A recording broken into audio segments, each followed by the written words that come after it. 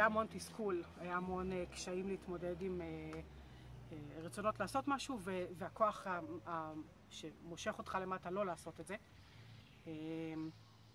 היה הרבה ייאוש, סוג של בושה גם לפעמים, חוסר רצון. המטרה הייתה לשפר את התזונה. כן, בוודאי, לשפר את התזונה, לרדת במשקל, לאכול דברים נכונים יותר. את הידע היה לך, אני מניח. כן, כמו שלכולם יש את הידע. פשוט אנחנו לא באמת משתמשים, אני לא ממש ידעתי להשתמש בו נכון. וחיפשתי את כל הסיבות והמשפטים היפים כדי לא לעשות דברים או כדי לוותר על דברים. זה מאוד נוח להישאר לשבת בבית. הבנתי. אז מה היה בתהליך? איך האימון עוזר לך? התהליך עצמו הוא שיחות בעיקר. שיחה שמתנהלת ביני לבין יגאל. שיחה פתוחה, כנה, אמיתית.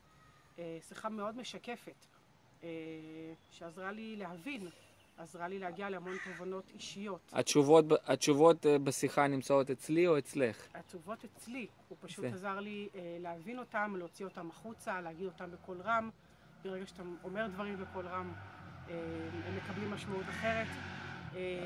תובנות, המון תובנות שיצאו ממני, שהיו בפנים ופשוט לא יצאו החוצה. אני חושב שזה המהות. יגאל הציף ואלה החוצה, כן, בהחלט.